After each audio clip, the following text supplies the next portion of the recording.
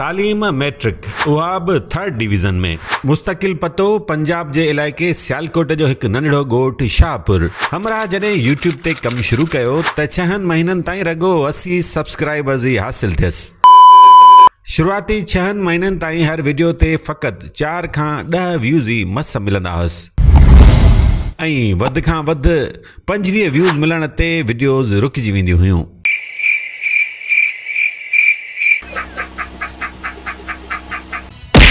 पर हमरा हिम्मत न हारी। सियालकोट जी फुटबॉल फैक्ट्री में कमु कंदड़ हिकु ग़रीब इंसान फुट जी दुनिया जो हिकु ॾींहुं किंग थी वेंदो। इहो भला कंहिं सोचियो हो छा? अस्सलामुअलैकुम, मुबशर सिद्दीक आपकी खिदमत में हाजिर है। जेकॾहिं अवां असांजे चैनल ते नवां आहियो त महिरबानी करे चैनल खे सब्सक्राइब करणु न विसारींदा ऐं वीडियो खे लाइक करणु बि। जी दोस्तो, असां ॻाल्हि कयूं पिया नाले वारे यूट्यूबर मुबशर सिद्दीक जी, जंहिं लाइ वेझड़ में ई BBC बि हिकु मुख़्तसिर डॉक्यूमेंट्री ठाहे छॾी। उन डॉक्यूमेंट्री में BBC टीम मुबशर सिद्दीक जे देसी खाधनि जी तयारी तोड़े संदसि कहाणी बयानु करण सां गॾु संदसि उहे सामान बि ॾेखारिया जिन सां हुन शुरूआती वक़्त में वीडियोज़ ठाहिण शुरू कयूं। न सुठो मोबाइल, न का लाइट ऐं न ई सुठो को ट्राइपॉड। उन डॉक्यूमेंट्री में मुबशर पंहिंजो उहो हथरादू देसी मोबाइल पेड बि ॾेखारियो जंहिंसां हू मोबाइल खे हिकु हंधि बीहारे ऐं खाधा तयारु करे माण्हुनि ॾाढो वीडियोज़ जी सूरत में रखंदो हो। मुबशर सिद्दीक जे यूट्यूब चैनल जो नालो विलेज लाइफ सीक्रेट आहे। जंहिं चैनल जा व्यूज़ हाणे 300-400 न बल्कि लखनि में आहिनि। संदसि चैनल ते लॻभॻि 30 लख खां वधीक सब्सक्राइबर्स आहिनि ऐं मुबशर कखपतीअ मां लखपती बणिजी वियो आहे। दोस्तो, अॼुकल्ह डिजिटल दुनिया जो दौरु आहे ऐं हिन वक़्तु दुनिया अंदरि हज़ारें अहिड़ा माण्हू आहिनि जिन जा सब्सक्राइबर्स लखनि या करोड़नि में मौजूदु आहिनि। ये आप लोगों की मोहब्बत है। मुबशर ॿुधाए थो त शुरूआती वक़्त में हू ॾाढी महिनत बि कंदो हो, पर खेसि मोट में व्यूज़ न मिलंदा हुआ ऐं 6 महीननि ताईं फ़क़ति 3-4 व्यूज़ ई मिलंदा हुआ ऐं वधि खां वधि 25 व्यूज़। पर हिकु ॾींहुं मालिक महिरबान थियो जो मुबशर जी हिकु वीडियो जंहिं में हुन पटाटनि जा उफराटा ठाहिण सेखारिया हुआ, वीडियो वायरल छा थी, हमरा जा सभु थक ई लही विया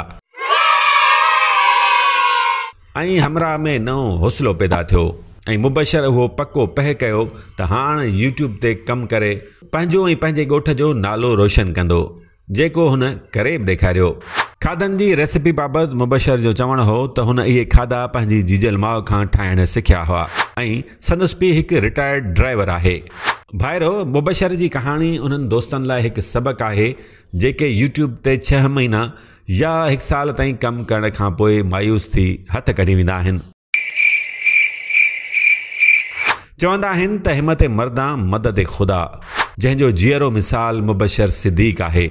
ज़रियनि मूजिबि मुबशर सिद्दीक हिन महिल ताईं घटि में घटि 50 लख रुपया सिर्फ़ु यूट्यूब चैनल तां हर महीने कमाए थो।